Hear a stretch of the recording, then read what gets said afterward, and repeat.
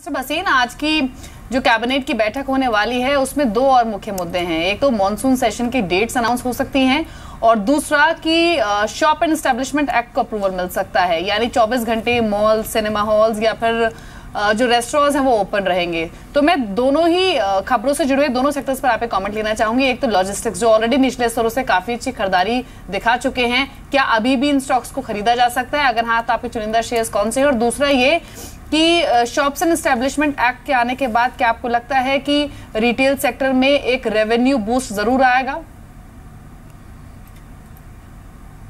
हाँ, दोनों चीज़ें दीपाली। पहली बात तो लॉजिस्टिक्स पे हमारा इतना कोई फेवरेट नहीं है, ये एक बहुत उतार चढ़ाव वाला सेक्टर है और हमें उससे ज़्यादा विजिबिलिटी कहीं और शहरों में दिखती है।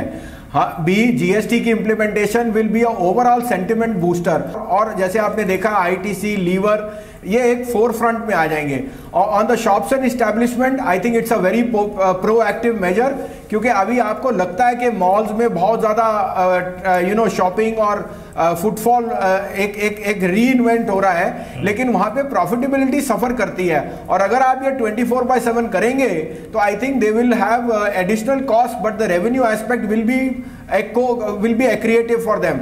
उसमें एक शेयर लेना चाहेंगे, नाम जो सबसे one of the oldest brands है, टाटा का नाम है Trent, and I think that is a very very good play on the Croma side and on the retail side. कोई भी डिक्लाइन पे वो शेयर मिले तो वो एक वैल्यू पिक है इन द लॉन्गर टर्म। जी चलिए, इस बीच थोड़ा सा स्टॉक्स टू वॉच पे भी ध्यान देते हैं। आज खबरों वाले शेयर कॉन्फ्रेंस है। देखिए, पहला स्टॉक होगा शोभा लिमिटेड को। देखिए, आज गुड़गांव में ये एक लग्जरी प्रोजेक्ट लॉन्च करने जा रहे हैं और कुल 39 एकड़ में ये फैला हुआ प्रोजेक्ट है। कंपनी का बायबैक आज से खुलेगा, ये भी नजर रखिएगा, तो शोभा लिमिटेड पे नजर रख के चलिए।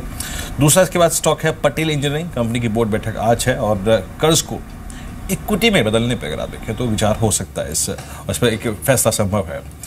पटेल इंजीनियरिंग के बाद देखिए एक स्टॉक और दीप इंडस्ट्रीज। कंपनी की बोर्ड बैठक आज है, शेयर जारी करने को लेकर फैसला इसमें संभव है, तो आप एक दीप इंडस्ट्रीज पर भी नजर रखिए। चलिए, खबरों का सिलसिला यहाँ पर बरकरार है और एक वीडियोकॉन इंडस्ट्रीज के संदर्भ में ठीक ठाक खबर है और प्रमोटर्स ने 10 लाख जो गिरवे शेयर रखे हुए थे वो छुड़ाए हैं। और ये जो इन्होंने एग्जैक्टली जो प्लेज शेयर छुड़वाए हैं ये 24 जून की अगर आप देखें बात है, यानी शुक्रवार को, जिस दिन ये ब्रेक्सिट वाला मामला था। और एक बॉश शुक्रवार को कंपनी की बोर्ड बैठक है और बैक को लेकर फैसला संभव है। ये स्टॉक्स टू वॉच की तमाम लिस्ट देखिए राकेश जी आपने, शोभा, पटेल इंजीनियरिंग, दीप इंडस्ट्रीज, वीडियोकॉन, बॉश, इसमें से कोई आपको स्ट्राइक कर रहा है? कल बॉश में काफी अच्छी खासी तेजी थी। बिल्कुल, अगर आप देखें तो बॉश में काफ़ी अच्छी तेजी थी, वीरेंद्र आपने ठीक बताया, और टेक्निकली भी स्टॉक में नीचे से एक रिवर्सल देखने को मिला है। कल के सत्र में स्टॉक ने नीचे में 20,890 के अराउंड एक सपोर्ट बनाया है और स्टॉक ऊपर में 22,000 तक की रैली दिखा सकता है। दूसरा, आप शोभा की बात करें तो टेक्निकली स्टॉक एक अप ट्रेंड के अंदर है। निचले स्तरों पे अगर आप देखो तो 304, 305 के अराउंड स्टॉक का एक अच्छा बेस है। ऊपर में 322, 323 के लेवल्स इसके अंदर देखने को मिल सकते हैं। डीप इंडस्ट्रीज की बात करें तो यहाँ भी टेक्निकल रुझान अच्छा है। नीचे में 163, 164 के अराउंड एक अच्छा बेस है और ऊपर में 184, 185 के लेवल्स देखने को मिल सकते हैं। जी, खबरों वाले शेयर्स में ही आज एबीजी शिपयार्ड में एक अच्छी तेजी देखी जा सकती है। कल भी अपर सर्किट पर यह स्टॉक क्लोज हुआ था और खबर है कि रेलिगेयर फिनवेस्ट ने 24.5% हिस्सा खरीदा है और जो 13.5 लाख प्लेस शेयर्स थे उनको एक्वायर किया है। हाई डेट कंपनी है, ये सभी जानते भी हैं, और कॉर्पोरेट डेट रिस्ट्रक्चरिंग के तहत कंपनी ने अप्लाई भी किया हुआ था और अब ये खबर आई है तो वापस एक तेजी शायद स्टॉक में दिखे। और ऐसा माना भी जा रहा है कि रेलिगेयर फिनवेस्ट के 24.5% के हिस्सा खरीद के बाद ओपन ऑफर भी ट्रिगर हो सकता है, क्योंकि पुराना भी कुछ स्टेक है। तो नजर रखें एबीजी शिपयार्ड पर आज के सेशन में।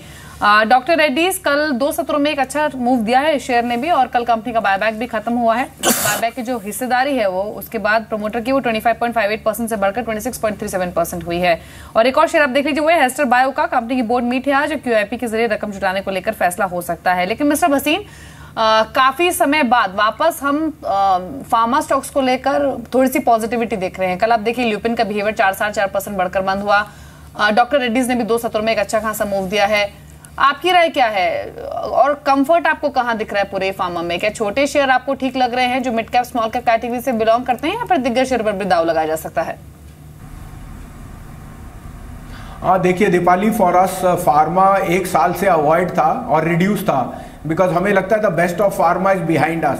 हाउएवर, ये जो अनसर्टेनिटी आई है उस समय इन्वेस्टर्स जनरली जब सेफ हेवन खरीदते हैं तो एफएमसीजी और फार्मा में एक रिन्यूड बाउट आता है। यहाँ पे डॉक्टर रेड्डी हम कहना चाहेंगे, after the companies buyback it has reinstalled confidence in the share holders mind, और साथ में कुछ एफडीए की जो नई डेवलपमेंट्स में है उसमें हमें लगता है इन द पाइपलाइन इसके अगले 2-3 क्वार्टर में काफी स्टेबिलिटी ऑफ अर्निंग्स आएगी, और 2017 में 2-3 प्रोडक्ट लॉन्च भी हैं। डॉक्टर रेड्डी 3050 में बहुत अच्छा बेस बना चुका है और हमें लगता है ऑन द फंडामेंटल काउंट ये एक 20% अपसाइड के लिए तैयार है। दूसरा हमारा पिक होएगा सिप्ला, अगर 475 रुपए पे आपको मिले तो लेके रखिए, उसमें से कुछ उसका पोर्शन जो यूके में है वो थोड़ा सा अंडर क्लाउड हो सकता है, but we are waiting for more guidance from the company. हमें लगता है some of part Cipla would be a very very good play around this 475 level for a target of 550 by the year and.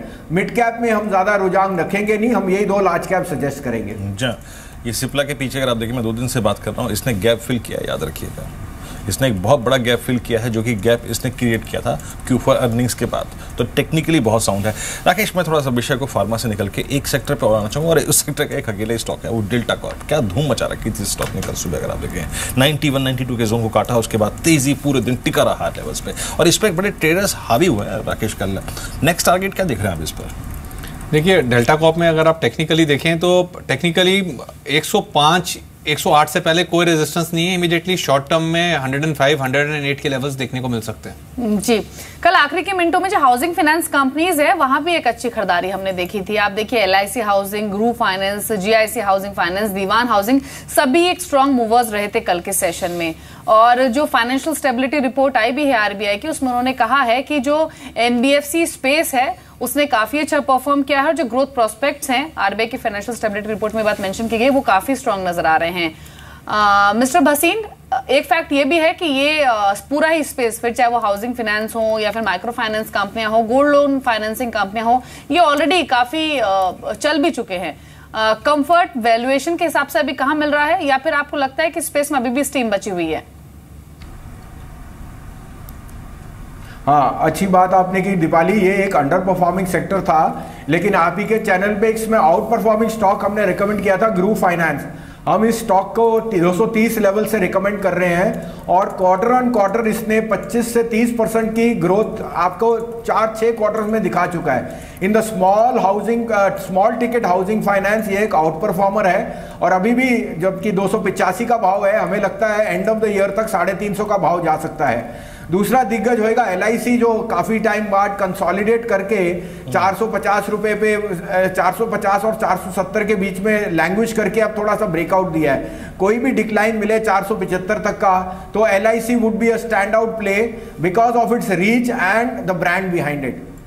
इसी space में अगर आप देखें LIC housing finance जब कल तेज था, ये राकेश जरा एक बार L&T फाइनेंस को देखिए आप, कल इसने एक बड़ा मूव दिया, ये वाइल्ड स्विंग वाला काउंटर हो गया। अमूमन ये प्रॉपर्टी नहीं है इसकी, लेकिन कल आप देखिए जितना वाइल्ड स्विंग दिया आपको, देखिए ये आपकी स्क्रीन पर क्वार्टरली चार्ट देख रहे हैं आप, सिर्फ ये देखिए कि मई के बाद से लेकर टिल डेट के बीच में ये एक स्लोपिंग डाउनवर्ड चैनल, टेक्निकल्स में से बोलते हैं स्लोपिंग डाउनवर्ड, यानी धीरे धीरे एक रेस्ट्रिक्टेड फॉल, लेकिन सडनली उस फॉल के जोन से, उस गिरते हुए क्रम से बाहर निकल जाना। राकेश, L&T फाइनेंस पे टारगेट क्या होंगे आपके?